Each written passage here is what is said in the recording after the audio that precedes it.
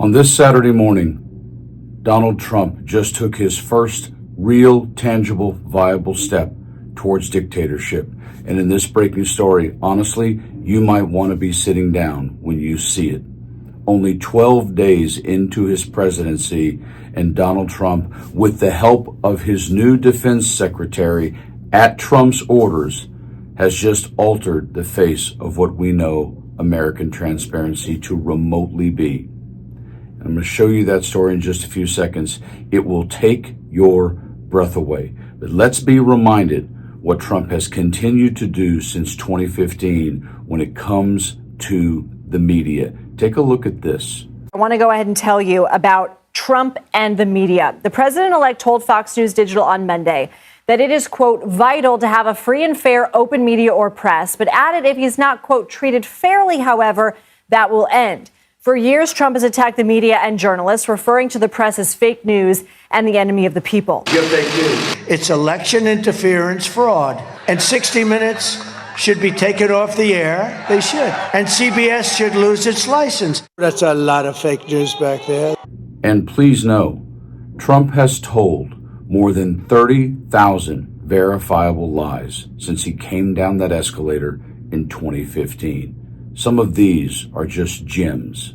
No, we did much better in 2020. We won. It was a rigged election. We did a phenomenal job with the pandemic. In Springfield, they're eating the dogs, the people that came in. They're eating the cats. They're eating the pets of the people that live there.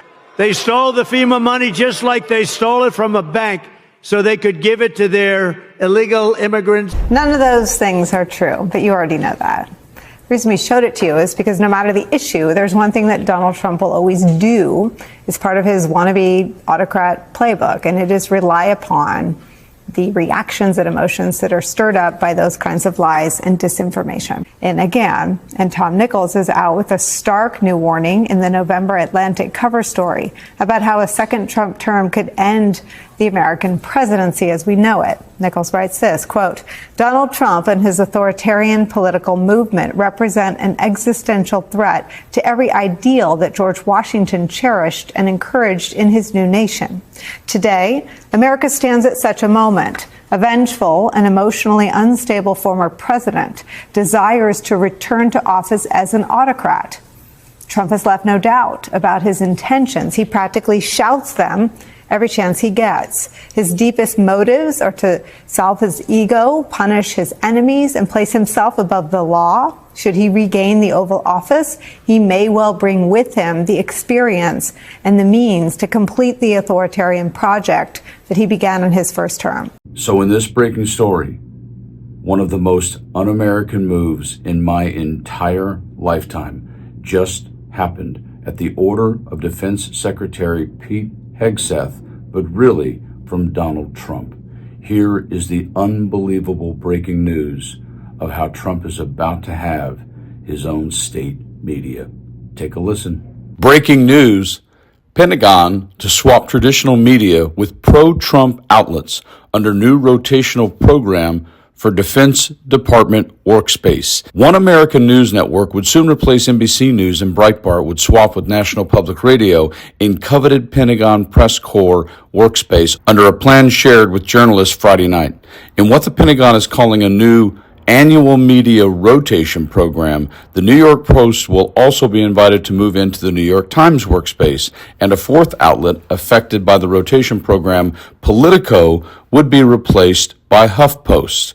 3 of these changes are set to take effect on February 14th. The fourth is the exception. HuffPost, which is a progressive brand, is openly critical of President Donald Trump. Curiously, though, the site does not currently have a Pentagon correspondent. In quotes, if the Trump administration and Secretary Hegseth are interested in more hard-hitting coverage of their stewardship of the Defense Department from HuffPost, we are ready to deliver, a HuffPost spokesperson said Friday night.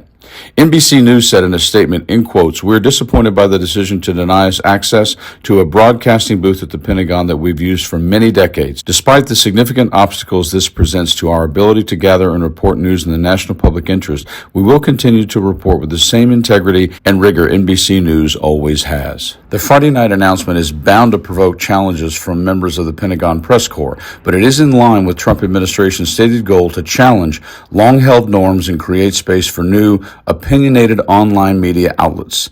Pentagon spokesperson Jonathan Hewlett said in the internal memo to the Pentagon Press Association that the changes apply to individual office spaces in the correspondence corridor at the Defense Department, both a practical and symbolic move. Officials apparently chose one outlet from each press medium, print, online, radio, and TV, to forfeit their existing space for 1 year's time. The news outlets that are being replaced were effectively given 2 weeks' notice. Members of the Pentagon Press Corps were left wondering why the Times, NBC, NPR, and Politico were told to vacate the office space and whether the decisions were related to the rigorous coverage of the new Defense Secretary Pete Hegseth, the former Fox News host who took charge at the Pentagon earlier this week. In quotes, "To be clear, the outlets that vacate the spaces loaned to them by the Defense Secretary will remain as full members of the Pentagon Press Corps," Hewlett wrote. "They will continue to enjoy the same media access to the Pentagon and will be able to attend and cover briefings and be considered for travel with civilian and military leaders in the department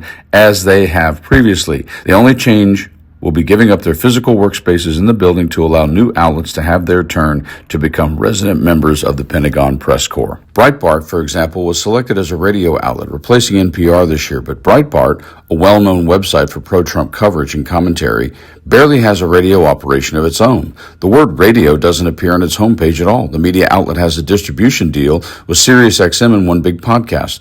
Breitbart Daily News, its footprint pales in comparison to NPR, which provides news coverage for local stations all across the country. In quotes, "Kicking out reporters hurts coverage. If you can't file your stories from inside the building, you are disadvantaged. If you don't have a workspace, you are disadvantaged," Barron said in a series of posts on X. The National Press Club, an advocate for press freedom, said in a statement that it was troubled by the Pentagon's announcement and called on the Defense Department to provide greater clarity about the decision.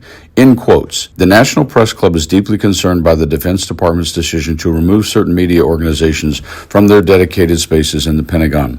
National Press Club President Mike Balsamo said in a statement, "Any action that restricts the ability of journalists to report on the operations of the U.S. government should alarm all who value transparency and press freedom." I will share with you this. I do tell you guys all the time, stay calm, breathe, enjoy your life. I say those things all the time. And I say them because I work on them myself daily, as I am now older than I used to be. But it is getting harder and harder to do so or believe that anyone in our government, anyone on the side of the GOP, is going to stand up to this absolute totalitarian autocrat. I don't know. But in the meantime, continue to remain calm, talk to your friends, talk to those you don't agree with as well. But folks, please, stay frosty.